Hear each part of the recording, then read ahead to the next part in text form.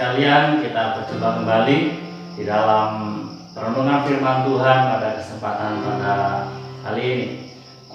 Saat ini kita akan belajar kembali akan kebenaran firman Tuhan yang saya beri judul Injil adalah kekuatan Allah.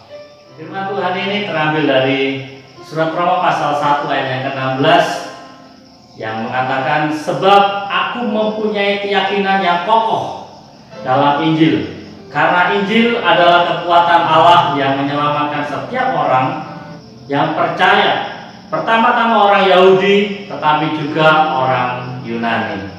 Sidang jemaat Tuhan yang kasih dalam nama Tuhan Yesus, manusia pada umumnya memiliki 3 kebutuhan dasar, yaitu pangan yang berbicara tentang makanan, kebutuhan sandang yang berbicara tentang pakaian, dan juga berbicara tentang papan atau rumah menjadi tempat tinggal. Jika jemaat Tuhan lepas dari 3 kebutuhan dasar daripada manusia ini, manusia juga sebagai makhluk sosial, di mana manusia membutuhkan pengakuan. Manusia juga membutuhkan popularitas. Tapi jangan lupa bahwa manusia juga membutuhkan namanya sebuah prestasi. 3 hal ini menjadi kebutuhan dari sosial setiap manusia. Nah, tetapi kita tahu bahwa semua hal-hal di atas merupakan kebutuhan manusia selama ada di dalam dunia. Oleh karena itu, jangan sampai kita lupa bahwa kehidupan di dunia ini akan berakhir. Dan masih ada satu kebutuhan manusia yang paling utama, yaitu keselamatan kekal. Sejak manusia Adam jatuh dalam dosa, maka seluruh keturunan manusia juga berbuat dosa. Bahkan setiap manusia yang lahir sudah memiliki bibit dosa. Artinya apa? Bahwa tanpa kita mengajari anak-anak, mereka sudah bisa melakukan kejahatan. Tanpa kita mendidik mereka berbuat jahat, mereka sudah bisa berbuat kejahatan. Karena setiap masing-masing manusia lahir sudah ada bibit dosa. Dan jemaat Tuhan, seperti yang tertulis, karena semua orang telah berbuat dosa dan telah kehilangan kemuliaan Allah. Sehingga hal ini berbicara tentang akhir daripada kehidupan manusia.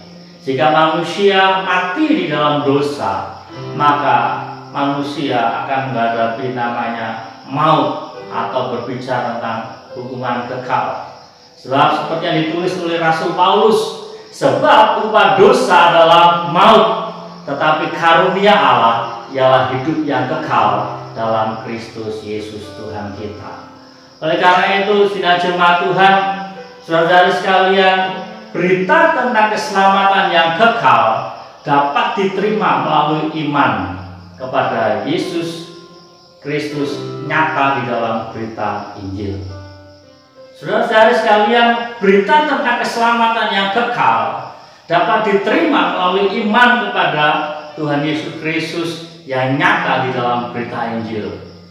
Apa yang dimaksud dengan Injil adalah kekuatan Allah yang menyelamatkan? Pertama, Injil merupakan kabar kebenaran dari Allah. Berita Injil merupakan berita agar manusia dapat memahami tentang kehendak Allah. Meskipun manusia adalah makhluk yang diciptakan oleh Allah dan yang sudah jatuh ke dalam dosa, artinya manusia memiliki banyak keterbatasan untuk dapat memahami Allah yang maha besar. Seperti yang disampaikan oleh Nabi Yesaya yang mengatakan, firman Tuhan mengatakan, langit adalah tahtaku dan bumi adalah tumpuan kakiku. Tapi saudara sekalian, ayat ini memberitahukan kepada manusia betapa besarnya Allah itu. Sehingga apakah mungkin manusia dapat memahami kebenaran tentang Allah dengan akal pikirannya? Hal ini merupakan sebuah kemustahilan. Namun ada kabar sukacita bahwa melalui Injil Yesus Kristus memberitahukan bahwa manusia dapat memahami kehendak Allah bila manusia mengalami 3 hal ini. Yang pertama adalah pada saat manusia mengalami namanya kelahiran baru. Apa ini maksud dengan kelahiran baru? Yang dimaksud dengan kelahiran baru adalah pada saat hati manusia berbalik kepada Tuhan atau dia bertobat kepada Tuhan Yesus Kristus. Seperti yang tertulis, tetapi apabila hati seorang berbalik kepada Tuhan, maka selubung itu diambil daripadanya. Dan jemaat Tuhan, pertobatan manusia kepada Tuhan Yesus Kristus bukanlah pekerjaan manusia, melainkan Allah yang mengerjakan di dalam diri manusia. Peranan saya dan saudara atau peranan manusia adalah manusia atau setiap kita mesti mengaku dengan mulut dan percaya dengan hati bahwa Yesus Kristus Dia adalah Tuhan Allah yang hidup dan berkuasa untuk menyelamatkan setiap umat manusia.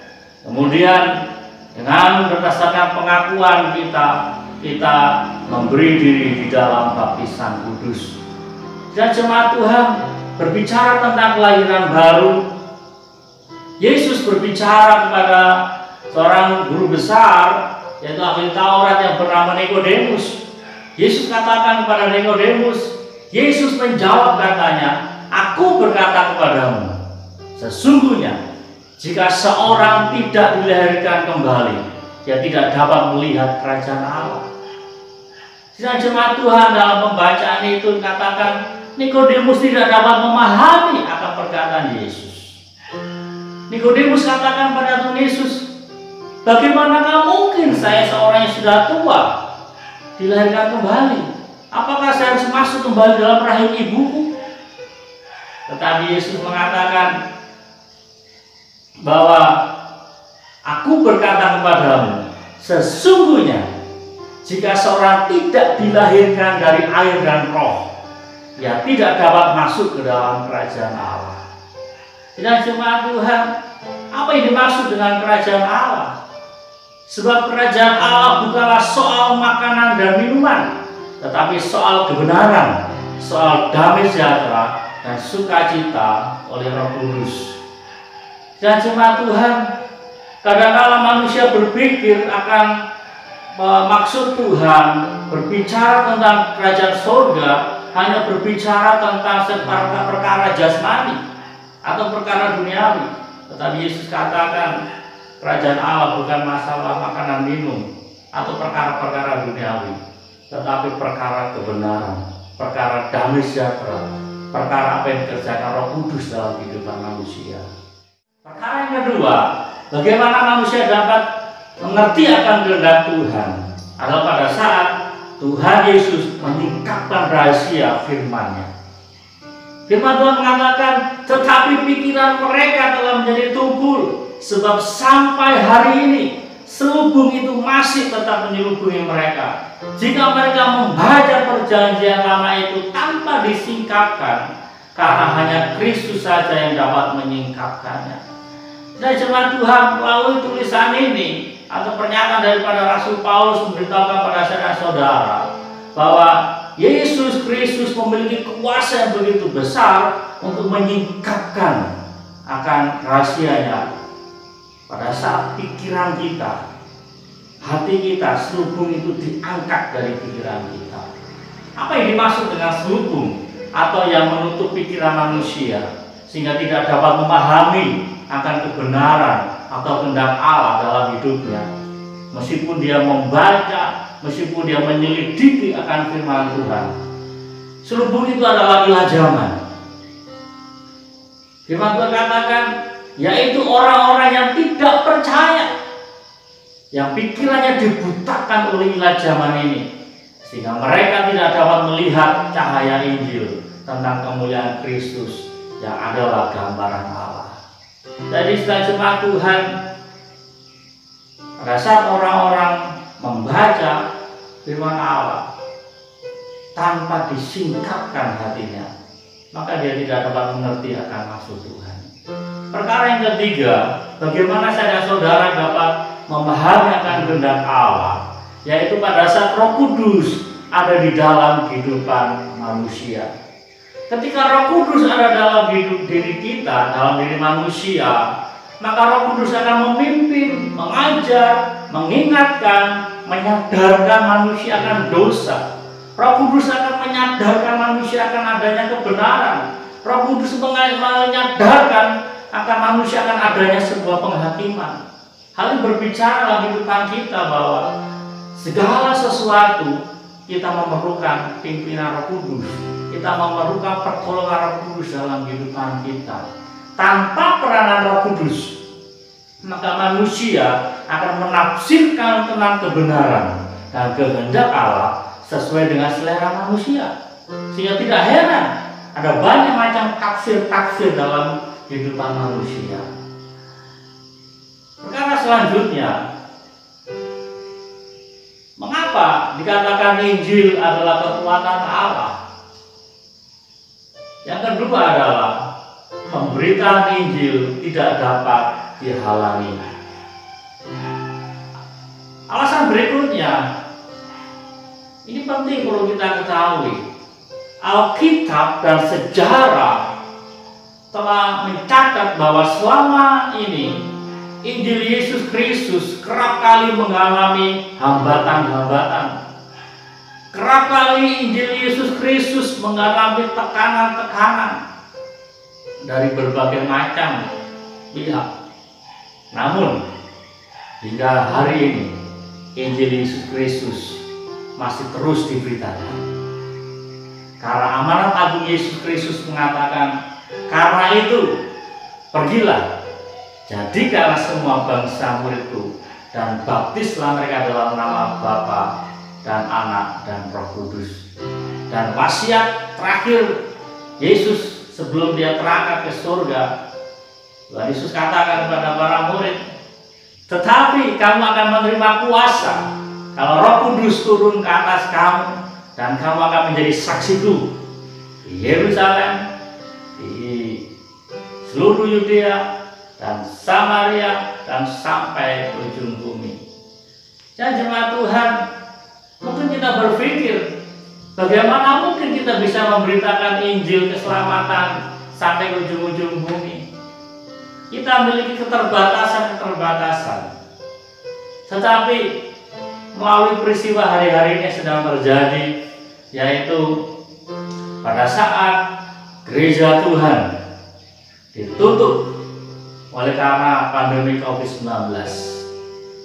Dan hari-hari ini juga, meskipun kita sudah memasuki masa new normal, masih banyak gereja-gereja yang masih menahan diri untuk tidak membuka gereja, untuk bersekutu dalam jumlah yang besar. Meskipun sudah ada juga beberapa gereja yang membuka gedung. Jemaat Tuhan, perlu kita ketahui bahwa dalam satu dekade ini Tuhan telah mempersiapkan media sosial sebagai sarana pekabaran Injil. Oleh karena gedung gereja tidak dapat dipakai untuk mengabarkan kabar kesukaan daripada Tuhan, media sosial Tuhan telah persiapkan. Hari-hari ini kita para pemberita Injil keselamatan Tuhan, kita memakai media sosial, kita memakai YouTube, kita memakai siaran langsung FB.